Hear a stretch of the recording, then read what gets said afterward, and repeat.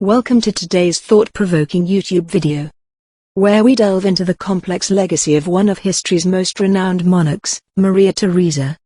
While Maria Theresa's enlightened absolutism may receive widespread admiration today, we are about to embark on a journey that will challenge the conventional narrative. In this video, we'll explore the multifaceted persona of Maria Theresa, a ruler often depicted as a motherly figure dedicated to the welfare of her subjects. However, we'll venture beyond this portrayal to uncover the more conservative and less progressive aspects of her reign. As we delve deeper into her rule, you'll discover the political and economic motivations that drove her actions, shedding new light on her place in history. We'll examine her controversial stances on religion, her disdain for Enlightenment writings, and her treatment of minority groups like Jews and Protestants. We'll also explore the lasting impact of her reforms, which, while deemed modern in some respects, were, in essence, designed to shape a society that served God and its rulers above all. So, join us as we critically evaluate Maria Theresa's legacy and re-evaluate her historical prominence. Stay tuned to discover the untold story behind this iconic ruler and why, to this day, she remains a subject of debate and fascination. Let's begin.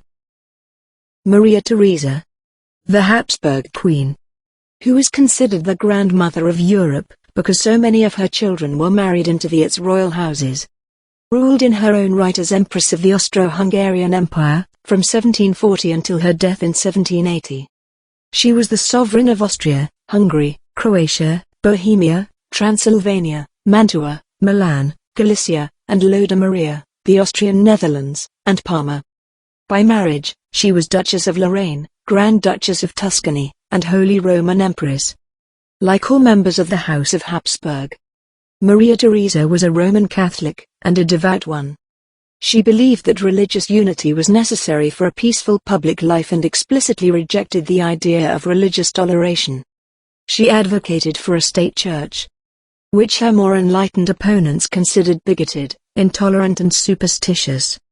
However, she never allowed the church to interfere with what she considered to be the prerogatives of a monarch and kept Rome at arm's length.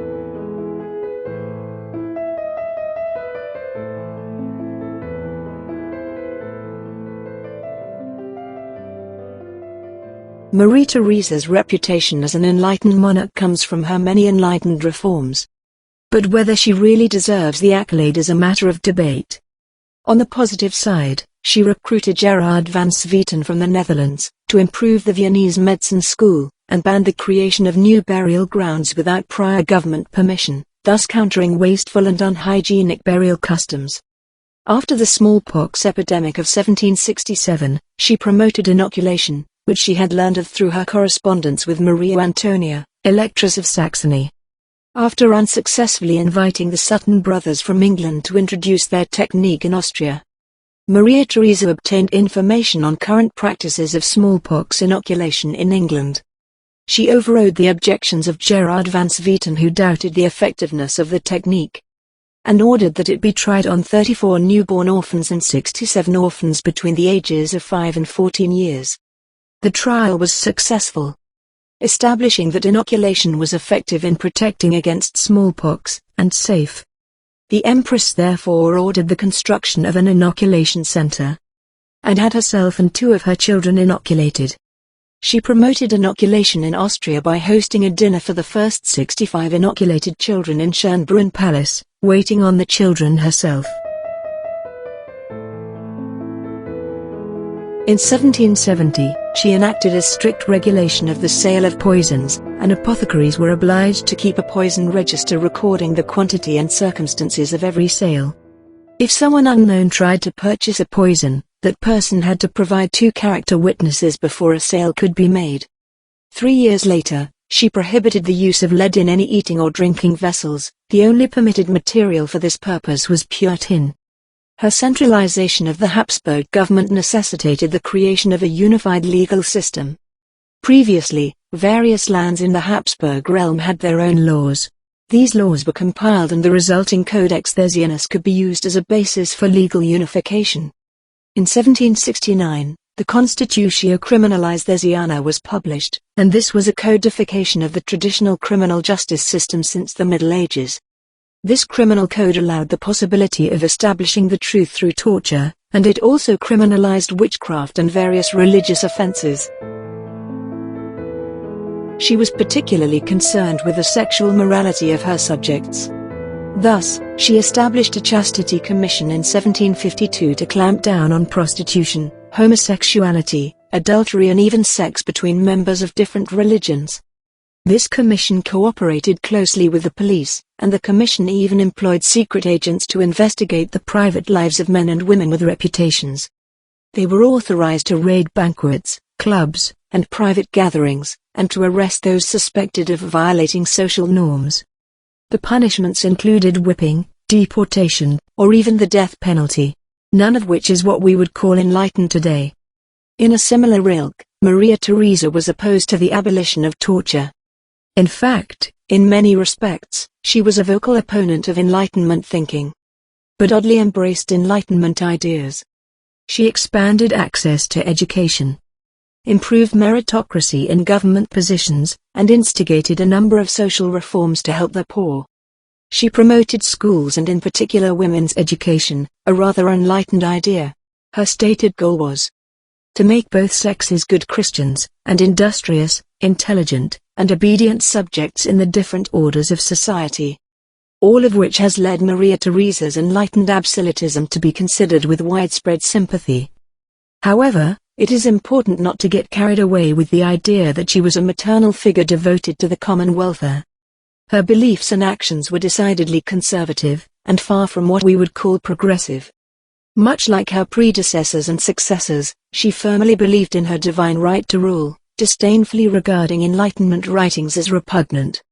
She consistently expressed anti-Jewish and anti-Protestant sentiments, relocating Protestants away from the core Habsburg territories. Additionally, she sought to impose her religious values on society, exemplified by the establishment of a chastity commission in an attempt to combat prostitution. All that withstanding, Maria Theresa's reforms have left a lasting impact. Her life's work is generally considered modern because it instigated the birth of an authoritarian administrative state. However, it was a system that effectively curtailed any expressions of personal responsibility and democratic thinking.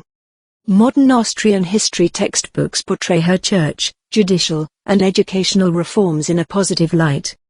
Indeed, almost all Austrian children are taught that Maria Theresa introduced compulsory schooling, although, strictly speaking, it should be termed compulsory tuition, as it did not have to take place in a school. It is also crucial to recognize that these reforms weren't primarily intended to nurture politically mature citizens. Their primary goal was to instill a sense of duty to serve and obey God and the rulers. Despite this, most assessments of Maria Theresa's reign paint a favorable picture, attributing her intolerant attitudes and policies to the era in which she lived. In concluding our exploration of Maria Theresa's reign, we've unveiled a more nuanced perspective on this iconic historical figure. While she is celebrated as an enlightened monarch, our journey has shown that her legacy is not without its shadows. Maria Theresa's strong convictions, conservative beliefs, and at times intolerant policies reveal a ruler whose actions were often influenced by political and economic interests rather than purely altruistic intentions. This video has urged us to question the historical narratives we inherit, emphasizing the importance of critical examination in our understanding of the past. Maria Theresa's enduring impact on her era and beyond is a testament to the complex interplay of power, ideals, and historical context. As we reflect on her life and reign, we are reminded that history is rarely black and white, and the legacy of even the most celebrated figures deserves a thorough and multifaceted examination. We hope this video has deepened your understanding of Maria Theresa and the intricate layers of history that continue to shape our world today. Thank you for joining us on this historical journey. And we encourage you to continue exploring the rich mine of human history with an open and inquisitive mind. If you found this video enlightening, don't forget to like, share, and subscribe for more captivating historical insights.